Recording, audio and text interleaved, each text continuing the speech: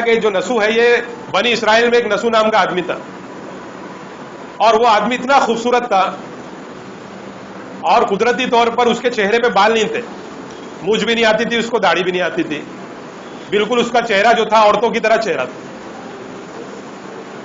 اب وہ جو تھا وہ وقت کا جو بادشاہ تھا، اس بادشاہ کے حرم میں کام کرتا تھا عورت بن کے،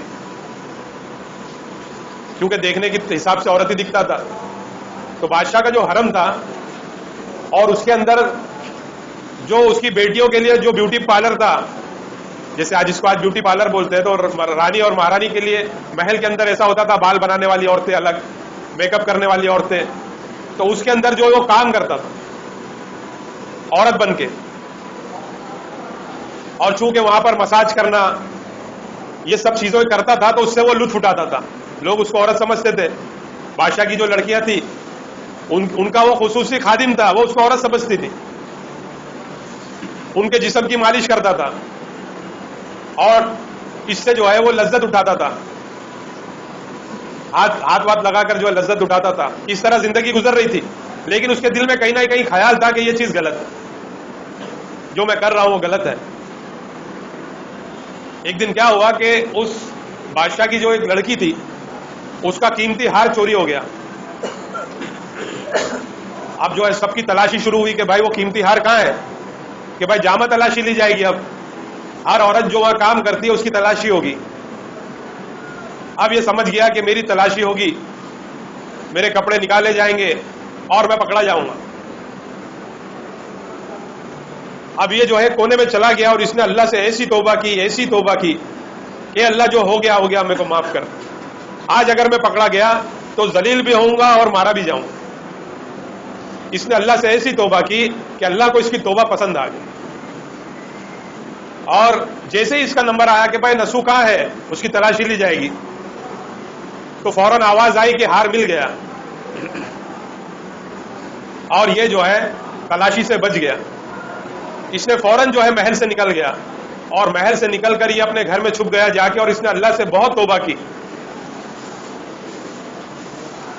لیکن وہ جو ہے خصوصی تھا، اس کی جو بیٹیاں تھی بادشاہ کی، انہوں نے ڈھونڈا کہ بھائی کہاں پتہ لگاؤ. تو یہ ڈر کے مارے شہر چھوڑ کر دوسری ایک دیہات میں چلا گیا، جا کے ایک ایسی جگہ جا کر بس گیا جہاں پر جو کوئی بھی نہیں تھا، ایک پہاڑی علاقے پر جا کر چھپ گیا. اتفاق سے وہاں پر جو ہے کچھ دن رہنے کے بعد اس کو اتنی بھوک کی شدت ہوئی، نہ کھانے کے لیے کچھ ہے نہ پینے کے لیے. لیکن جو یہ گناہ سے بچنے کے لیے، اپنے آپ کو گناہ سے بچانے کے لیے یہ اس علاقے کو چھوڑ چکا تھا، تو اللہ تعالیٰ نے انتظام کیا، ایک بھینس جو ہے چرتی ہوئی وہاں پہ آ گئی، اور بھینس اس کے قریب آ کر رک گئی. اس نے اس بھینس کا دودھ نکالا، دودھ پیا. اب وہ بھینس کو بھگاتا بھی ہے تو بھینس بھاگتی نہیں، وہ اس کو کھلانے پلانے لگا، اس بھینس کی خدمت کرنے لگا، اور وہ بھینس اس کو دودھ دینے لگی. اس طرح اس کی زندگی گزرنے لگی. اور اللہ تعالیٰ نے جو ہے اس کے لیے زمین میں سے ایک چشمہ جاری کر دیا پانی کا. جب پانی کا چشمہ جاری ہو گیا تو لوگ آنے لگے، وہاں پر قافلے آنے لگے، لوگ آ کر بسنے لگے. آہستہ آہستہ جو ہے بستی بسنے لگی، اور ایک اچھا جو ہے وہاں پر گاؤں آباد ہو گیا، اچھی خاصی بستی ہو گئی. اور لوگ جو ہے اس نسو کو جو ہے اس سے دعائیں کرانے لگے کہ یہ اللہ کا پرہیزگار بندہ. اس کی بہت شہرت ہو گئی کہ بھائی جس کے لیے دعا کرتا ہے دعا قبول ہو جاتی.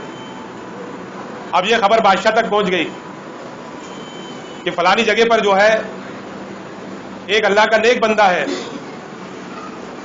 مستجب دعوات ہے، جو بھی دعا کرتا ہے دعا قبول ہو جاتی. تو بادشاہ نے حکم دیا کہ بھائی اس کو بلاؤ.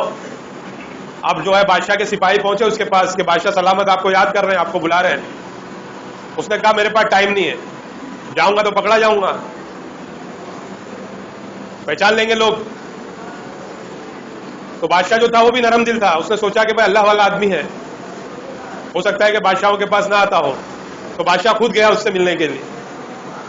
جب بادشاہ اس کے گاؤں میں داخل ہوا تو بادشاہ کا انتقال ہو گیا اسی جگہ پہ. بادشاہ کی اس سے ملاقات نہیں ہو پائی، اور بادشاہ کو کوئی اولاد نہیں تھی سوائے لڑکیوں کے، کوئی لڑکا نہیں تھا. تو سارے ملک کے اندر لوگوں نے کہا کہ بھائی نسو کو بادشاہ بنایا جائے، یہ پورے ملک کے اندر سب سے نیک آدمی یہی ہے. تو اس کو زبردستی جو ہے بادشاہ بنا دیا گیا. کو بادشاہ بنا دیا گیا, بادشاہ کی لڑکی سے اس کی شادی ہو گئی, اور اللہ تعالیٰ نے اس کو بڑی حکومت دی اور بڑے انصاف سے اس نے اپنی حکومت چلائی. ایک دن ایک شخص آیا اس کے دربار میں آ کے کہنے لگا کہ بادشاہ سلامت, کچھ برس پہلے میری بھینس گم ہو گئی تھی, مجھ کو اس کا بدلہ دے دو.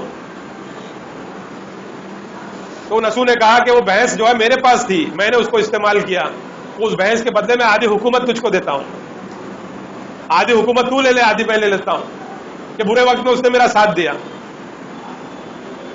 تو وہ جو شخص تھا کہنے لگا کہ نہ وہ بھینس جو ہے بھینس تھی, نہ میں انسان ہوں, میں بھی فرشتہ ہوں, وہ بھی فرشتہ تھا, وہ اللہ نے تیری آزمائش کے لیے, تیری مدد کے لیے بھیجا تھا. تو اللہ تعالیٰ نے جو اس کو ایسی حکومت عطا فرمائی. تو میرے بھائی بزرگوں دوستو, اللہ پاک جو ہے چیزیں شکلیں دے کر بندے کو آزماتے ہیں اور اس کی توبہ کو قبول کرتے ہیں. کتنا ہی بڑا آدمی گنہگار ہو, کتنے ہی بڑے بڑے اس نے گناہ کیا ہو, ہم سنتے ہیں نا 99 قتل کرنے والا آدمی کہ توبہ کی, اللہ تعالیٰ نے اس کی توبہ کو بھی قبول کر لیا. تو توبہ کا وقت موت سے پہلے پہلے, کہ موت سے پہلے پہلے بندہ اللہ سے سچی پکی توبہ کر لے, کتنے ہی اس نے گناہ کیے ہوں.